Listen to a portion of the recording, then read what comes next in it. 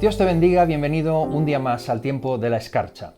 Hoy llegamos a un versículo muy conocido, un versículo del que se dice que es el más corto de la Biblia, al menos del Nuevo Testamento, es Juan capítulo 11, versículo 35, donde leemos Jesús lloró. Y leo los siguientes versículos 36 y 37. Dijeron entonces los judíos, mirad cómo le amaba. Y algunos de ellos dijeron, ¿no podía este que abrió los ojos al ciego haber hecho también que Lázaro no muriera? Jesús lloró. Ese es el título de nuestro devocional de la escarcha en esta mañana. Y la gran pregunta es, ¿por qué lloró Jesús? ¿Por qué lloraba Jesús? Los judíos dijeron como respuesta, mirad cómo le amaba. Creyeron que lloraba por el amor a Lázaro y por haberle perdido. Nosotros sabemos que lloró porque estaba conmovido por la gente, profundamente conmovido de ver el dolor en María y en Marta y en los judíos que lloraban la pérdida de Lázaro, ya que él sabía que Lázaro sería resucitado.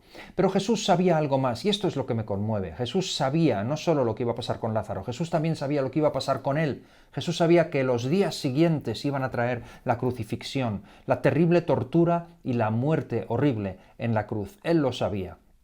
Y sin embargo, se introduce en este episodio de Lázaro y es capaz de llorar y empatizar con la gente, abstraerse de su propio problema, de su propio dolor y llorar por la angustia de las personas. Y esto me conmueve. Si alguien sabía lo que se le venía encima, era él. Pero tuvo tiempo para amar a la gente y tener compasión de ellos. Y me recuerda las palabras que están escritas en Mateo, en el capítulo 9, versículo 36. Al ver las multitudes, tuvo compasión de ellas porque estaban desamparadas y dispersas como ovejas que no tienen pastor. Y yo me pregunto, ¿soy yo capaz de abstraerme de mis propios problemas, de mis propias preocupaciones y amar a la gente hasta ese punto, tener compasión de ellas y llorar con ellas en su angustia? Y soy consciente más que nunca de lo mucho que dependo, lo mucho que dependemos del Espíritu Santo para poder amar a la gente y tener compasión de ellas, como lo hizo Jesús.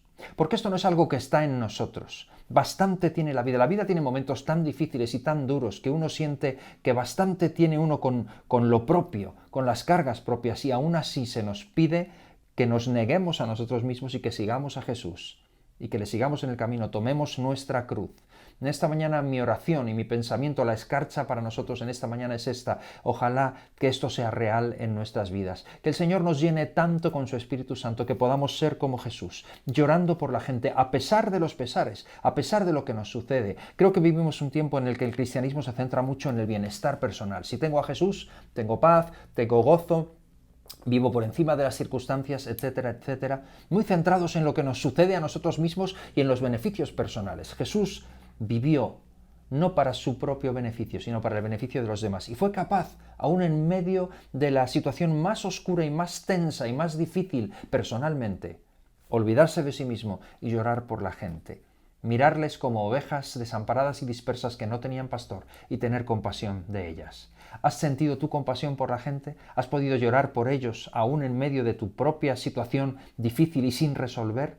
Deseo que esto sea real en tu vida más que nunca, porque nunca tendremos la situación perfecta, pero siempre se nos pide que brillemos por Jesús, que lloremos por la gente, que tengamos compasión de ellas, que empaticemos con las personas que están alrededor nuestro y les compartamos a Jesús. Brilla por Jesús también en este día y que Dios te bendiga.